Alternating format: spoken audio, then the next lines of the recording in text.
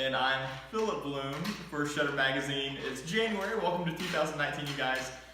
In this month's issue, we are talking about being parents and photographers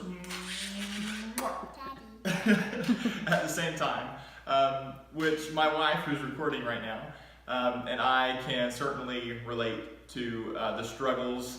They are real, and we just want to let you know that on a day-to-day basis, when you may feel like you're not meeting your expectations, you're not sort of up to par on parenting the way you would like to be, or running your business because you feel like the demands of parenting are too heavy on your business. We know what that feels like. We have certainly been there, and it's a constant struggle. It's something that you want to continue to work out for your lifetime to do better at both, but it does get much better. And so in this month's article, we are encouraging you with a few tips, a few lessons we've learned over time. And one of those is just to be emotionally present with your kids. So today, Jasmine, our oldest, is helping Eileen package all of our holiday portrait prints, and she's doing an amazing job. Do you enjoy it? I love it. She loves it. She's part of she's an employee in our business now, which is really exciting. And so include them where you're able to. But most importantly, especially for like Eileen and me, I like Eileen and I, sorry, I'm also a grammar nerd. We homeschool our kids, so we have to make sure to get it right. We homeschool our kids, so being present and making sure that even though we're working from home, we're not distracted when someone's tugging on our shirt or needing help with their math work, right?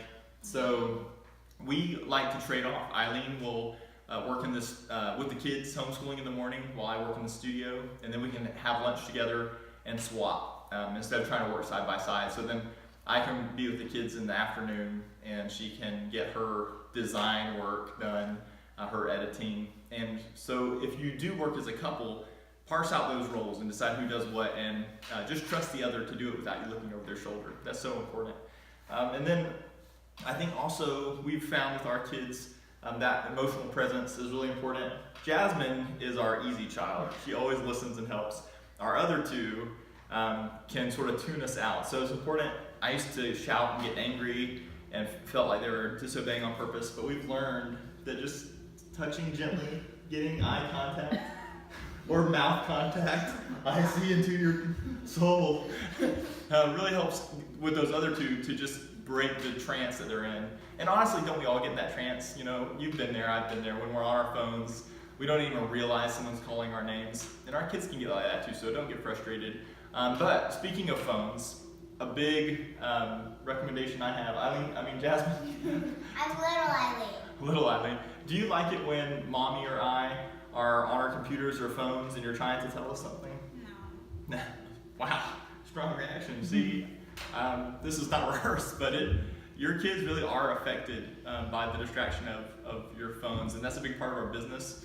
But I want to encourage you to schedule out the times that you need to reply to emails. Do one in the morning, one in the evening. Don't just always be available to your phone because you'll get caught up. And with phones, for us, we like to try to set rules where we put it down for dinner. It doesn't even come to the table with us. And there are some strict rules about times of day that the phones go away. Work's over. Sometimes you just gotta call it a day. If you have to work from morning till night every day for the rest of your life, then maybe you're taking on too much work, or you just need to learn some efficiency. So outsourcing your editing, get a CPA who can do your taxes, anything you can outsource, do that. And we want to bring the purpose of our businesses back to our kids, back to our families. So I'll just finish up just telling you my experience as a child.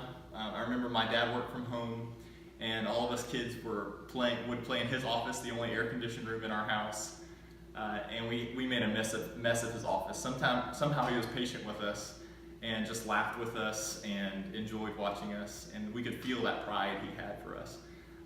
And after my mom got sick, I was 7 years old, about this girl's age, and my mom got sick. My dad couldn't afford to feed the family on his meager salary. He had to get any work he could find. He became a salesman. We stopped seeing him because once we got back from school, he was gone to do his in-home demos, selling vacuum cleaners in the evenings after other people got home from work. And for the first time, my family didn't eat together around the dinner table anymore because my dad wasn't there. And that was really hard, but I just want to encourage you, if you're in a time like that in your life, where you, I think it still affects me as a kid. Just that moment that my dad was gone and his chair was empty at the table really was scary for me, because I knew things were changing and that the future wasn't certain anymore. But if you're at a point like that in your life, just keep it up, keep working hard. It's okay if you have to miss dinner sometimes because you're working hard for your family. But there's a goal in mind, I hope, to bring it back to your kids, and you can do this.